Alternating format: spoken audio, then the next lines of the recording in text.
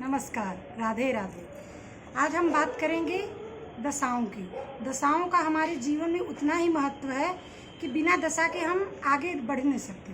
मतलब आगे बढ़ नहीं सकते कि मतलब हमारे जीवन बिना दशा के बगैर हमारे जीवन में क्या भविष्य है ये पता नहीं लगता। बहुत सारे राजयोग हैं, लेकिन अगर दशा नहीं है तो आपको उसका फल नहीं मिलेगा। जैसे आपके पास गाड़ी है, लेकिन आप तेल नहीं भरा है उसमें, तो गाड़ी किसी काम का नहीं, क्योंकि वो चलेगी नहीं। ठीक है ना। ये दशा उसी तरह काम करती है कि गाड़ी में तेल भी है और आपके पास लग्जरी गाड़ी भी है, तो आपकी गाड़ी चलेगी, तो आपकी ज़िंदगी स्मूथ और अच्छा रहेगी। जैसे हमारे 9 ग्रह हैं: सूर्य, चंद्र, मंगल, बुध, बृहस्पति, शुक्र, शनि, राहु, केतु। ये राहु, आज हम केतु के बारे में शुरू करते हैं। ये राहु केतु छाया ग्रह होते हैं। मतलब इनकी कोई, जैसे हमारे जो 12 भाव होते हैं, इनमें किसी का हाउस नहीं होता, मतलब इनके खुद अपना कोई घर नहीं होता, लेकिन ये कहीं भी प्लेस होते हैं और आपको वैसा फल देते हैं। मैंने देखा है केतु की दशा में, अगर वही केतु योग कारक दशा है, फिर भी केतु आपको जर्नी बहुत देता है। केतु जर्नी देता है।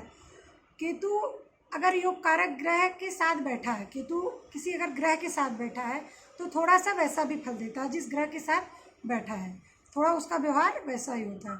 अगर वो राजग्रह योग के साथ बैठा है तो आपको थोड़ा सा राजग्रह योग जैसा भी फल देगा, और जिसके घर में बैठा है वैसा भी फल देगा।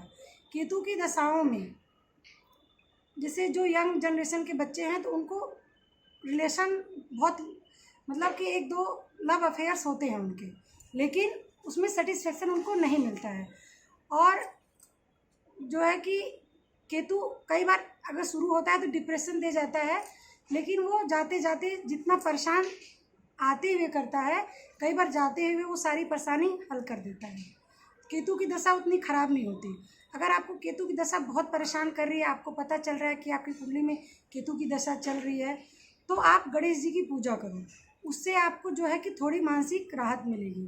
अगर केतु चंद्रमा के साथ बैठा है तो आपका मन थोड़ा, आपको लगेगा कि जैसे चंद्रमा के साथ बैठा है और पंचम हाउस में बैठा है, तो उस समय जो एजुकेशन के समय बच्चों को अफेयर्स वगैरह हो जाते हैं, लेकिन अफेयर के साथ साथ वो ब्रेकअप भी हो जाते हैं और उनको मानसिक टेंशन बहुत रहता है। वो पढ़ाई पे फिर ध्यान नहीं दे पाते। मतलब चाहते तो बहुत, उनके पंचम में है तो किसी, मतलब योग कारक है, योग कारक ग्रह के साथ बैठा है तो उनकी कंपटीशन वाली पढ़ाई चलती है, लेकिन उसमें एक किसी और का प्रवेश हो जाता है, मतलब अफेयर्स पक्का होता है। राहु केतु की दशा में अफेयर्स अगर चल रही है, अफेयर्स और पढ़ाई में ब्रेक, ये दोनों 110% होता है।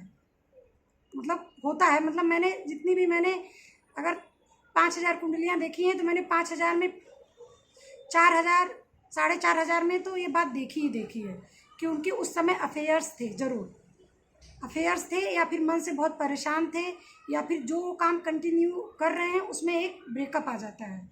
और राहु की दशा में, राहु को कहते हैं ब्याहु, तो राहु की दशा में अगर वो सप्तम से संबंध बना रहा है तो शादी भी करा देता है। केतु का भी अगर सप्तम से संबंध बना रहा है तो रिलेशन करवा देता है, लेकिन केतु शादी नहीं करवाता, पर राहु जो है शादी करा देता है। राहु केतु दोनों दूसरे से अपोजिट ग्रह हैं।